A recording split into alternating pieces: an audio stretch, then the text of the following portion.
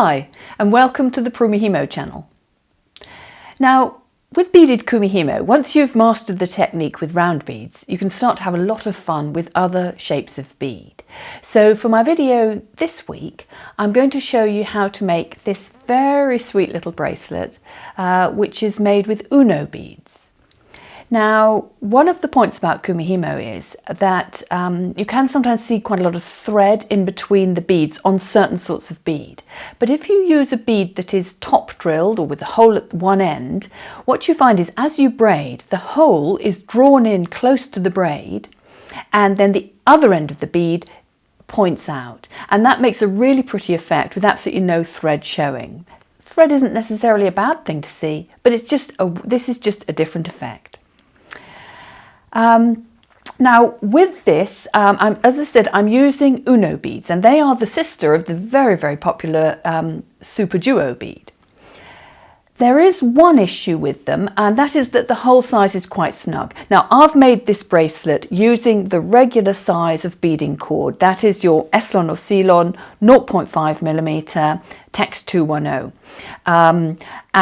But it was snug. It wasn't the fastest threading I could do. The tip is, of course, to stiffen the end. So you stiffen the end of your cord with a little bit of clear nail varnish, brush on super glue, fray check, some sort of product like that.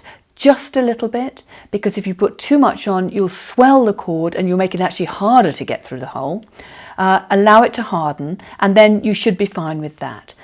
But for this bracelet, after I'd made it, I then felt, well, actually maybe using a slightly thinner cord would be a better idea. So that's what I'm going to show in my demonstration here, but it's up to you. If you're a good threader, use the regular 210. If you find threading a real trial, then I suggest you change down to the Tex 135, which is just that little bit smaller. It's still a substantial cord. So let's get going. So here's a close-up of the bracelet. Now the pattern is absolutely up to you, but I really like this sort of banded pattern. So that's what I'm going to show you how to load your cords to achieve this effect. So this is the setup that I've used for the beads. I've loaded them on in twos, and I've got 4 different colours. So I've got 2 of the clear, 2 of the gold, 2 of the Picasso, 2 of the brown. And I've repeated that pattern 6 times, so I have 48 beads here. Now your bracelet may not need quite that many, but I suggest loading that on, and then you check as you braid to the right length for you. And that pattern needs to be on all 8 cords. So now your braiding is what you're used to for the 8 cord round braid or Congo gumi. You start by braiding 2 to 3 centimeters without beads, and then when you're ready to start loading in the beads, you simply drop in a bead and tuck it under the cord that you're crossing. So it needs to stay under that cord. And then your bottom move up, you do the same thing. Tuck it under and put the cord in the slot. And then you rotate anti-clockwise and continue. And each time you move a cord, you drop in a bead in that fashion. You will find that the first 4 are slightly more difficult to position. Once they've got a few beads to sit on, they tend to braid in more easily. Just keep an eye on them though, make sure they don't drop over the cord that you're crossing. If they pop out of position, you need to go back and reposition them so that they're always tucked under that cord. So you continue to braid like that until you've reached the correct length for your bracelet. What you will end up with is something like this.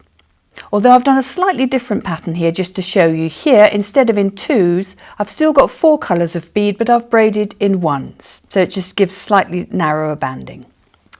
When you take your braid off the disc, you need to seal the ends with glue, and use the same glue that you're going to use to glue on your end. Now, if you prefer to do a wired-on method, please do check on one of my videos for wired endings. But But in this particular case, I'm just going to show you briefly how to do your glued on ending. So you seal the ends of the braid with glue, allow it to dry, snip through to the correct length, and then you will be able to put your end on. And you want a nice snug fit, which I certainly have got here. So I would have, there we go.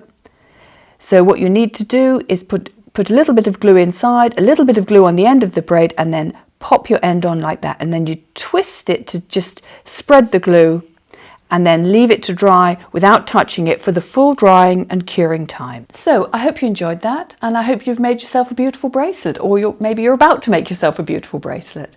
And once you've used this technique, I think you'll be able to see that any sort of bead that's got that hole at one end is going to work in this way, and they're all going to offer something different. You get a really spiky effect with daggers, or you can get a softer effect with drops.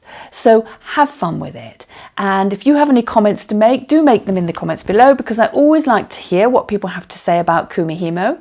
And don't forget, there's lots of useful information and a blog on my website, so do visit there. And again, as I always say at the end, if you haven't subscribed to my channel, please do so, because it will mean that you're notified of when I upload a new video, and it also means that I know that you're following me, and that encourages me to do even more videos. So until next time, bye.